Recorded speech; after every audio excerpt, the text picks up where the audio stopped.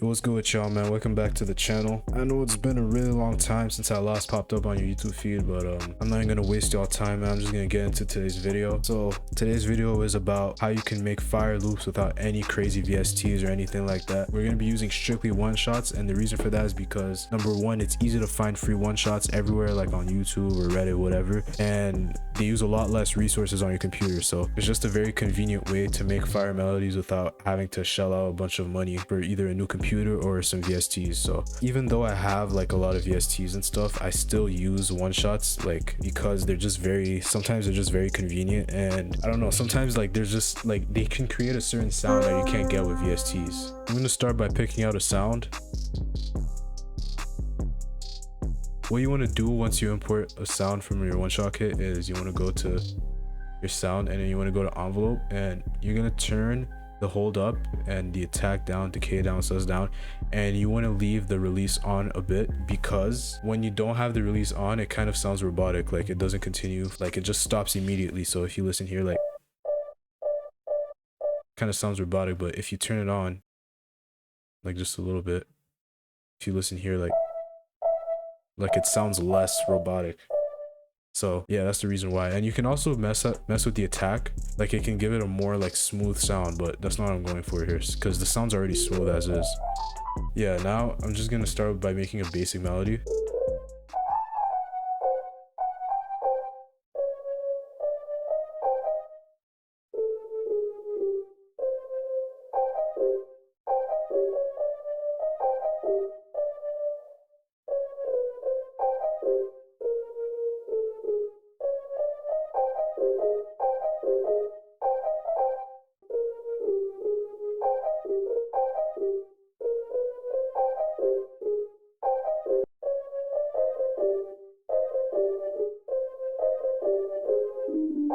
I'm gonna copy this over. As you can see, I just made some basic melodies. So now I'm gonna add some bass notes.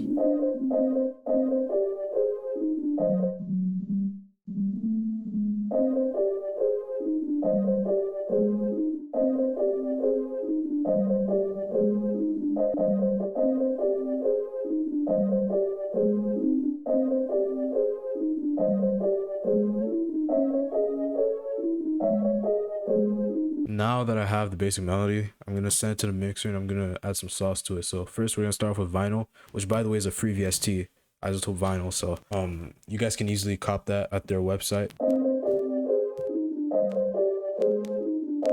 I'm gonna add some reverb too. Like, as you can see, I'm using all either free VSTs or default shit from FL, which is also free technically. So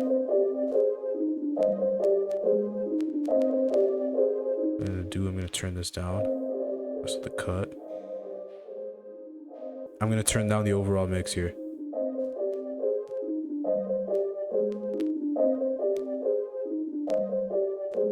Now I'm gonna go look for another sound to add on top.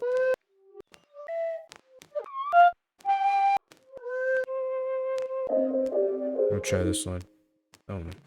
I want like a kind of like a mellotron sounding flute, so that one sounds like a lot like one, so I'm just gonna use that one. And I'm just gonna go with a simple melody.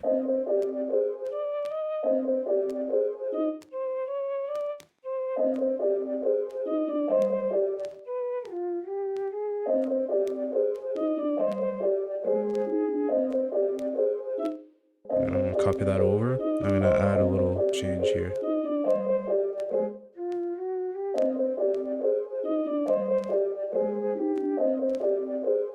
There you go.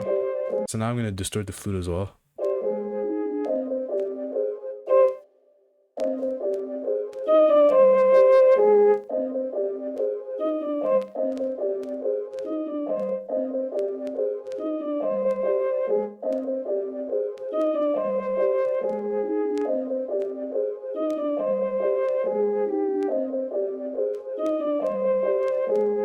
Kind of want to detune it a little bit as well, so we're gonna add a vinyl on this as well. Matter of fact, let me add a halftime onto the main melody here. A good alternative to this, a good free alternative would be Gross Beat, so you can use that instead.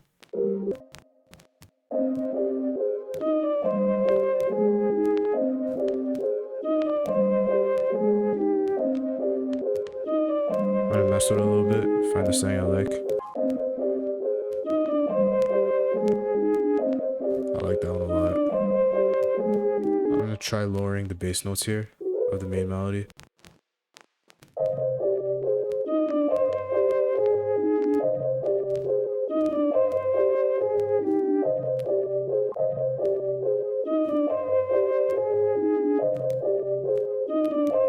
Now we have a basic melody going. I'm gonna add one more sound. I actually don't like to do too much to my loops because I don't know, I just think simple loops are better. So I'm gonna go find like a bell sound, maybe an ethnic here. Yeah, I'm gonna use this one.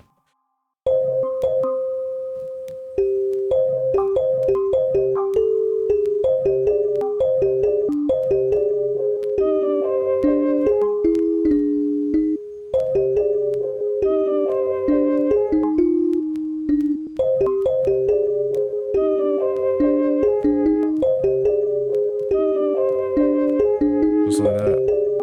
And now I'm gonna do the envelope thing that I told you guys about. So turn all this down except for the release.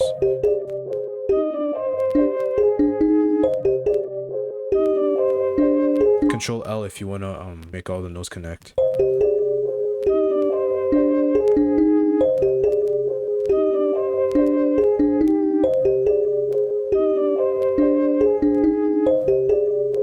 Send it up one. Maybe I don't want it to connect actually. We'll do this.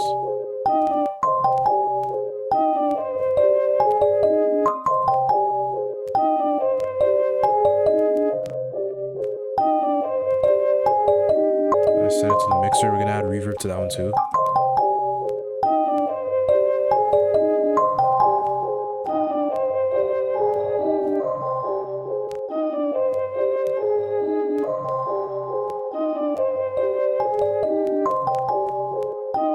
Just like that. It's fire. Now, what I like to do after I finish my loops, like the basic part, I like to just quickly test out some drums on it, just to make sure that, you know, it's hard enough to, you know, add more stuff to it.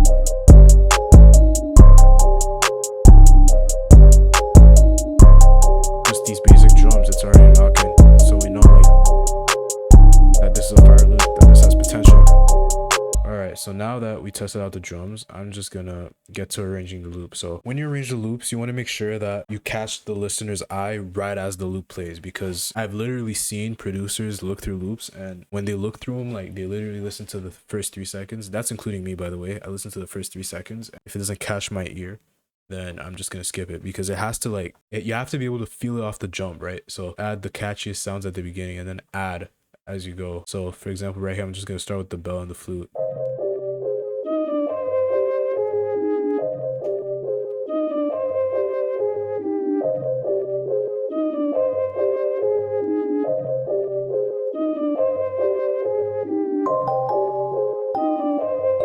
Then the bells come in. I might add a delay to the bells actually. Let me try that. Then you just turn this down.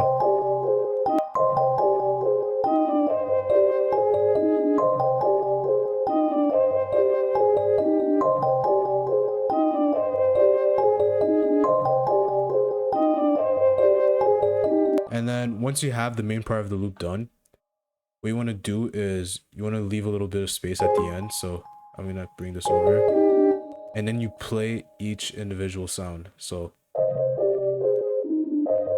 the reason for this is because the producer might want to add like certain sounds at certain moments. So you want to give them that flexibility by adding each sound individually in their own like kind of areas at the end of the loop.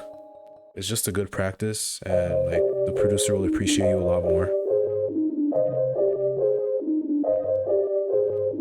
And then you just go over here and the flute comes in. Or maybe actually I'll swap out this for the flute. See, like it just gotta make sense. So you see right there, I just realized that it didn't really make sense. So I just swapped it out. Now, what I like to do after this is that I render the whole thing real quick. Right here, I just go in master and then this recording render to WAV files. One trick that I like to do with the loops is I go to tools and I go to macros. And I switch all the clips to real-time stretching. Then I pitch it all the way down. I mean, sorry, I don't pitch it all the way down. I turn the BPM all the way down to like 50 or something. Then you render that out as well. So you do this, you render it twice. And then you go back to tools and you do it once more. So go back to tools and then you go to switch all audio clips to real-time stretching. And then you turn it back up to like where it was at. So for us, it was at 140.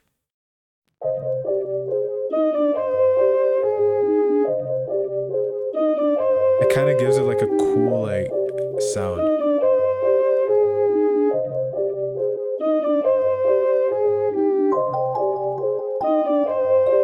Like you can really hear in the bell part.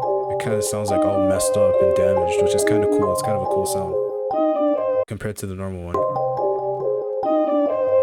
It honestly just depends what sounds you're going for, but for me it works here. And of course there's the obvious where you can mess with the pitch, you know, turn it up one. It's up to you. Yeah, and basically that's pretty much it. That's pretty much how you make a loop with nothing but one shots.